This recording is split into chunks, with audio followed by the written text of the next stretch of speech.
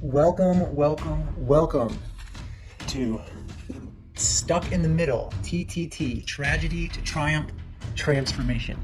This is all about taking the information that we have and applying it to you in your life so that you can be buffaloes, not cowards. We want to keep it raw, real, and uncut. This is for men to improve their relationships and increasing their spiritual values. I'm Ryan Smith, and I'm the host, and I'm with Bunker Weimer. Is that okay? So, Robert, this last question here. I'll read this, and then Bunker, if you could take it off after I read this. Absolutely. Robert said, "I am afraid my daughter is in an emotionally abusive relationship." So this is now kind of one person removed. But I don't know my role. Do I save the day and break things up, but go against her wishes? Or do I respect my daughter's wishes for autonomy and watch from the sidelines the fire burn down the innocence of my daughter? Ooh. So yesterday we were able to talk a little bit about this question, and it was very thought-provoking to me. I definitely had certain thoughts, and then Ryan would share some of his thoughts, which I'm excited for you as the listener to hear, because it kind of swayed me a different way. But I guess to illustrate the two sides of the coin is the one side I thought of is, Robert, you as a patriarch, you're kind of like the head of the family, right? What is your responsibility? Where does it lie? We talk a lot about how men, they provide, they preside, and they protect. And I think it's a very natural response for a man to want to just step in and protect his daughter, protect the people that he loves. But I've seen a lot of instances where parents have overstepped the boundaries, crossed the line with what was deemed as inappropriate action. And that had its own consequences as well, and I think I feel like I've seen several movies about this, where the father did something to protect someone that he loves, and the person who was hurt, the child, was not very understanding, kind of cut that adult out of their life. And then years later, they're able to see the wisdom in it and forgive. The thought that came to mind, if you've seen the new Top Gun, that Maverick loves Goose, Goose dies. And I don't want to ruin it if you guys haven't seen it, but I guess I'm going to. And Do it. they have a son, right? And he wants to be a naval aviator just like his father. And so Tom Cruise, who is Maverick, makes a certain promise to his mother that he would keep him out of combat, keep him safe, keep him alive, because she ends up passing away. And Maverick's probably the closest thing that that the boy has to family, but it's because of Maverick's decisions that the boy can't achieve his dreams, and he has a lot of resentment towards Maverick. And then the story develops, and they're able to forgive and love again. But that was a thought that came to mind with the other side of what Robert could do, is like, hey, like if he does step in, she might not be very willing to like respond well to you. I'm not a parent, but I'm a child, and I know that I'm pretty independent, and I would not appreciate if my parents were stepping over to try to have control in my life, especially as an adult, and especially with somebody I'm dating, because emotions run very strong with people that you are in love with or that you are involved with.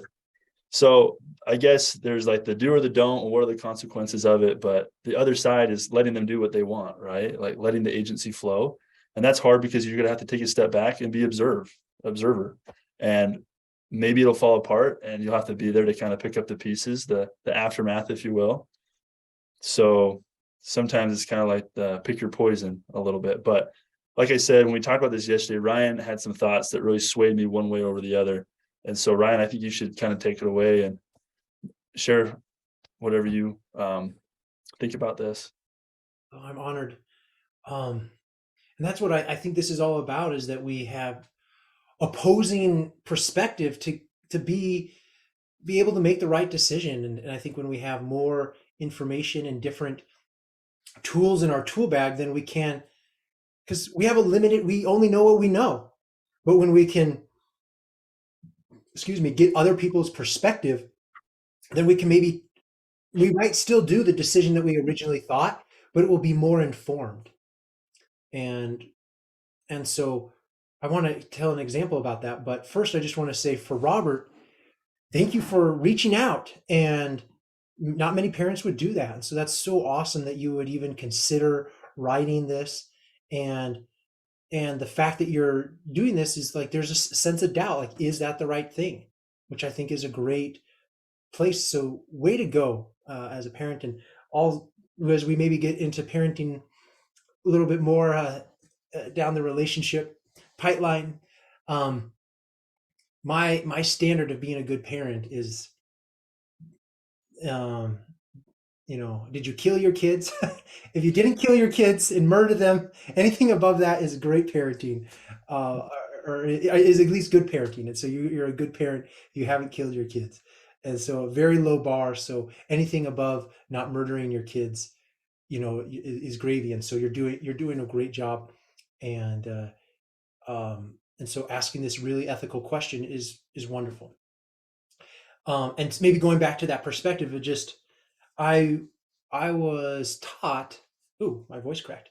I was taught. Am I changing my voice? I like that.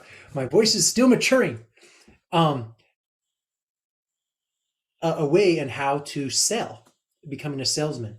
And there was a different model that I had learned, and I thought it was good and fine and whatever.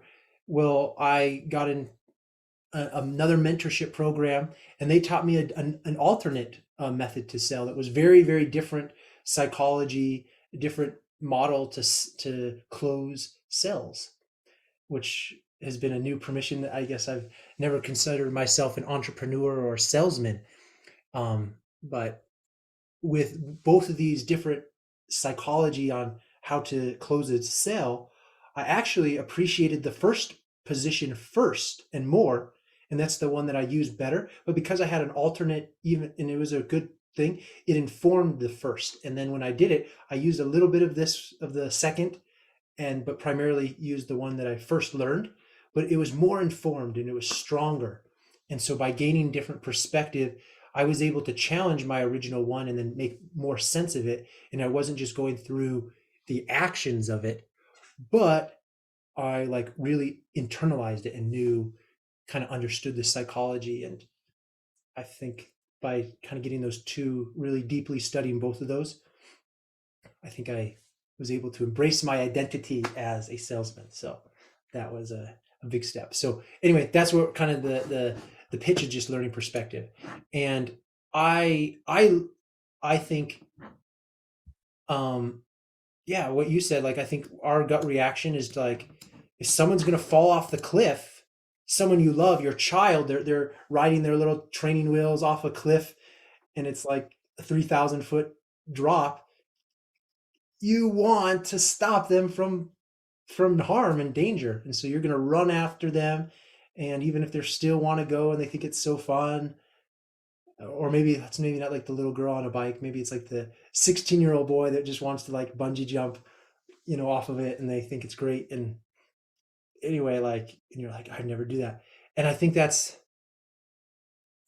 maybe more the analogy, rather than like a little girl riding her training tricycle off of a cliff, but it's like a 16-year-old punk kid that wants to like bungee jump. And it's not objectively wrong, but maybe because, like, Robert, this guy, he probably has your daughter's boyfriend probably has some redeemable qualities.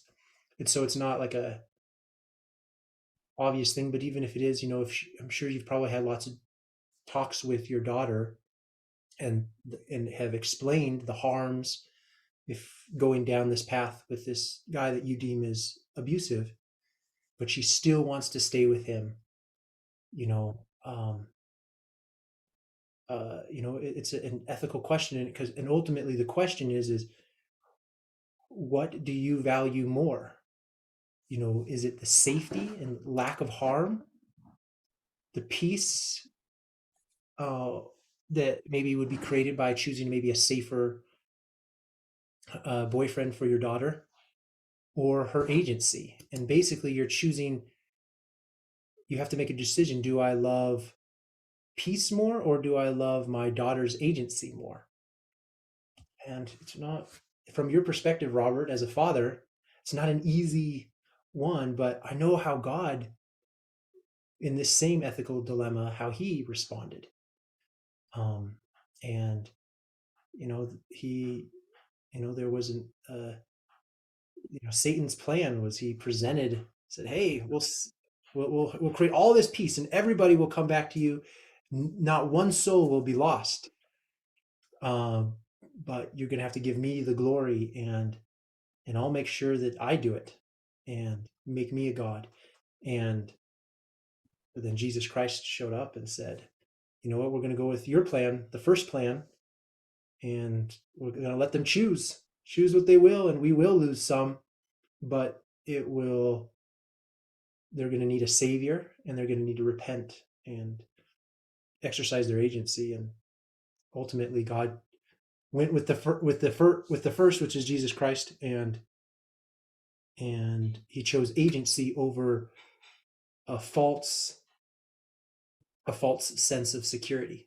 And that's maybe the thing, is that you really break it up? Like, if she really wants to be with this guy, maybe you probably could do, but if she's really bent on that type of relationship, she probably needs to figure it out. Maybe, let's say this guy's name is Mac, and she's really set on Mac, and you maybe somehow really sabotage your daughter's relationship with Mac, but she'll probably just find another relationship with a similar situation, because she hasn't maybe experienced and had that growth. And so ultimately, I think you need to take that into consideration. But I will say this caveat: the hard part about agency is that it comes with a price. Is that your daughter, if it really is what you predict, it's going to end bad. She's going to get hurt. Maybe even have a child. You'll have a grandchild that that has this bad taste in your mouth from this bad relationship, and so the consequences are very real. But I think a loving parent is long suffering and will suffer with them even past the point. You want to be, and hopefully I'm not Robert. I want to be very clear. Do all you can to make sure that you really build that awareness up front with your daughter. This is what I predict will happen if you stay in this bad relationship, and then really paint out as best you can the pain. However, once you've done that and she still decides, yes, although I know the risks and I still want to jump off the cliff, then you know that you're going to be that loving father that's going to pick up the pieces, go off the cliff. And you're not going to be that, I told you so, father, but you're going to be, let me love you through that process. And, I don't know, I think the parable of the Good Samaritan comes to mind, that's going to be there even when it doesn't pretty, and you're going to be patient even through the suffering. Thank you, Ryan. No, I think it's important for people to hear, because as you talked about that, I think it kind of changed my perspective. I think I was leaning a little bit more towards like intervention on the Robert's hand side. But at the end, I felt like, although it's harder, I think it's best to pick the agency side, because you're choosing the harder route and there's tougher consequences. But if it's good enough for God, I think it's good enough for us as well. And that's something that, I guess, the conclusion that I came to. But then again, full disclaimer, like, I'm not a parent and I'm not in the position that you're in. But those are hard things of life that who knows what the right answer always is, Yeah. One of the And I think the answer is, what does love ask of you? Whatever is the most loving thing to do. Not, and I think parents, you got to like take a step back. Like, are you really doing this out of your own ego and saving your own skin? Or is it gonna, sometimes even though you do things, it depends on how old your daughter is. If she's under 18, yeah, kick him out. I'd say, sorry, kid. But if she's like 45 and you don't like the guy that she's dating, you're gonna have to just be okay. I don't know how old your daughter is, but I think she's 45. I think you got to let her make her own decisions. But role. if she's 16, then kick him out. Yeah. Right. Well, Ryan, is there anything else you'd like to add in response to Robert's question? Is there any other thoughts that you have? Yeah. Well, I think we had two scriptures, and if we could maybe even three scriptures. Um, if you want to, if you would mind reading those, Bunker, and then I do want to end with kind of where, this kind of is like, as a parent, do we know what's best, and then agency. And so I wanted to, yeah, I had some closing remarks, but then yeah, we'll wrap it up after that. Awesome. Just pulling up. So what was that first one? John 4:8. Yeah, so these are scriptures that we felt like just um exemplified this ethical dilemma. And I think the common thing was long suffering. So Long suffering, right? So the one is a different translation than the King James, but we can use both King James one. And John, 1 John 4:8, he that loveth not knoweth not God, for God is love. And I felt like that helped illustrate that God knoweth all of us, God is love, and God chose agency. yeah, and I think one of the translations that said, anyone who does not do long suffering does not know God, because Yeah, God who does not suffereth long. is long suffering. Right. So if you're unwilling to be long suffering in your love, that's not true love. So I thought that was really helpful, um, in what we're talking about, and just what is long suffering. I almost feel like long suffering is like a different nuance of love, like a whole different virtue. Like we have like patience, kindness, charity, but like long suffering, I feel like is its own type. And I think specifically it means, that they're about to make a bad decision, it, and yet you give them the you give them the serenity prayer, which we talked about. You know that you the wisdom to know the difference. You just know that your daughter's going to make a bad decision, but you're just going to love her through that, and you're going to walk through hell with her, through that experience, rather than trying to just to pull her out of hell. You're going to walk through hell with her, and that to me is long suffering. And that would take us to the next question, which helps even share more clarity on it, was 1 Corinthians chapter 13, verse 4. For charity suffereth long, and is kind. Charity envieth not. Charity vaunteth not itself. It's not puffed up.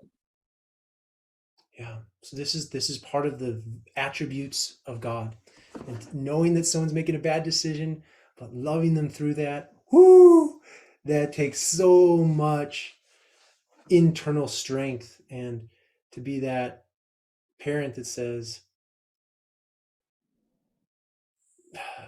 I'm gonna walk through hell with you.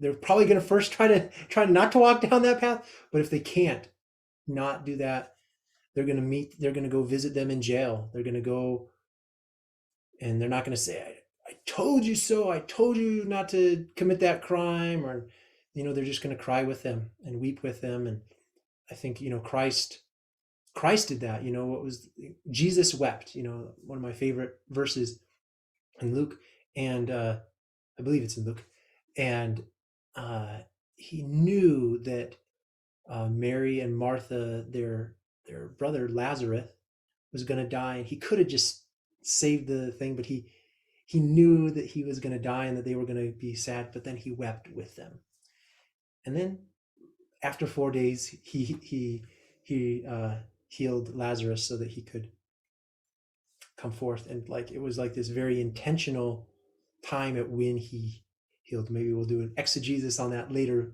I love that story though. He was very intentional at when the timing of when he healed, and he was more willing to allow some temporary pain to kind of prove a point.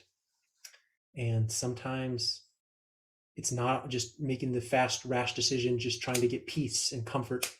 There might be a bigger picture. And so it has to be a good person. You don't want to just punish people or have people for no reason. But Jesus was very intentional at the timing of when he healed Lazarus. Maybe we'll maybe do an exegesis on that another point. And then Colossians 3:12 through 13. I have that pulled up if you'd like me to read it. Please. Put on, therefore, as the elect of God, holy and beloved, bowels of mercy, kindness, humbleness of mind, meekness, long suffering, forbearing one another and forgiving one another. If any man have a quarrel against any, even as Christ forgave you, you also, so also do ye.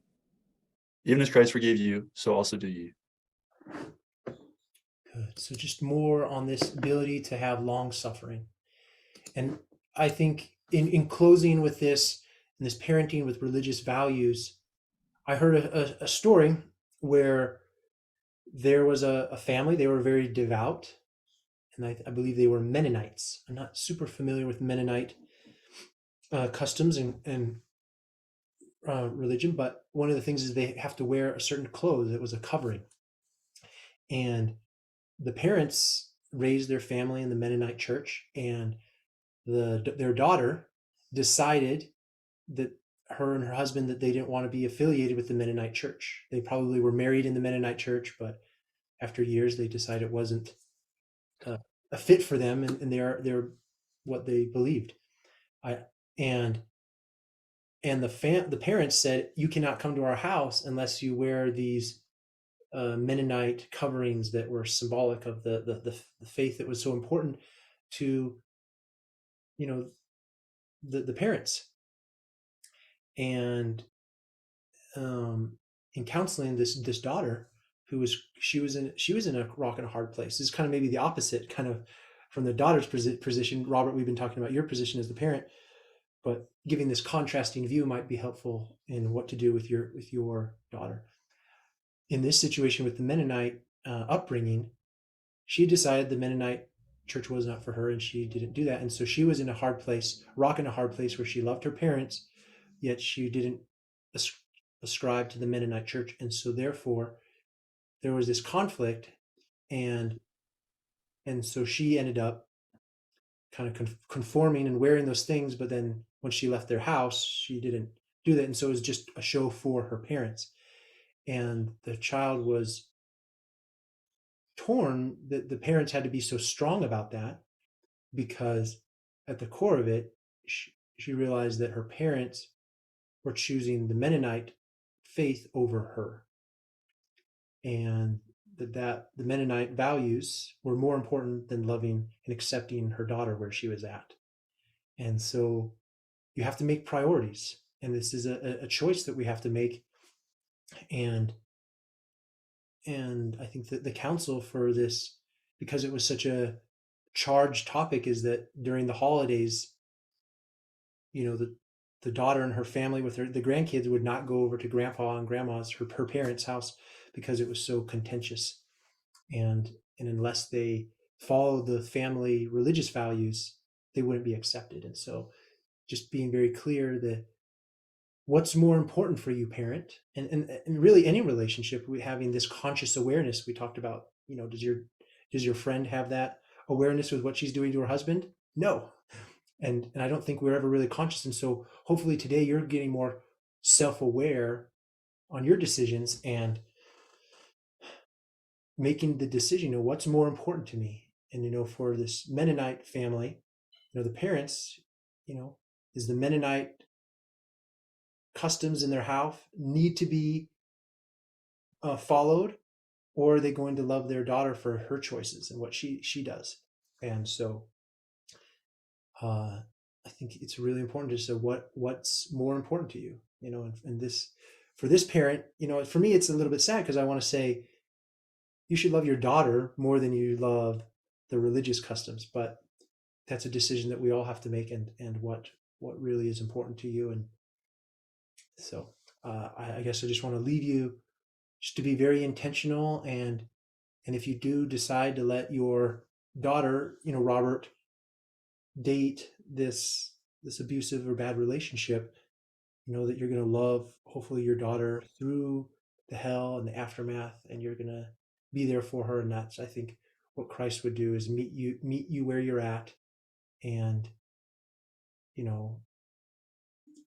what's the phrase? God loved us not because we're perfect, but as sinners, and he offers us salvation in our sins, not only when we've repentant. He loved us first. And so hopefully you can love your daughter even first, and kind of seeing you have a better perspective of seeing where this is going to go, and being that loving parent through it. So I applaud you and the choices you make. Thank you. And I guess I would just offer my thoughts at the end of, I thought that was really well said, and I hope that that helps Robert. I think just from my own perspective as a son, I've been kind of reflecting on like how my parents handled certain situations and how things could have been different, maybe how I would have felt. I guess we haven't necessarily come to a conclusion, right? But I think just listening to this, whether you are a parent or not, I think this would help me be more accepting of the outcome of whatever may be. Yeah, because I think any choice you make, Robert, will have consequences. And it is possible you might be that white knight and save the day, but it may cost you your relationship with your daughter. And are you willing to do that? And I know I know people that where similar situations where they were in a relationship, their parents didn't like it, and they did everything they could to sabotage it, and ultimately maybe they were successful in sabotaging a bad relationship. However, their relationship was estranged because of that, and it still is, and maybe it can get mended in the future, but because of that, the relationship was estranged, and it was really hard to come back because the message that was sent is, I care more about the ultimate outcome, and having this image of how our family should be, and not marrying second-rate citizen type thing, from the parents' point of view, more than I care about your agency and what you want in your life. And the message for this friend and his parents was, they cared more about peace than they did about loving them as an individual and what they wanted. Amen. Well, that is it for today. I hope you learned and have some reflection on your life and so that you can be more informed and take your tragedies and make them triumphs. Thank you for the transformation and being with us today. That's all. We are so grateful for you. Please visit and share your questions. They do matter. We want to hear from you and answer those. We're proud of the courage that you did in wrestling with these difficult questions and living with integrity. We're going to love you and leave you. Till next time, peace.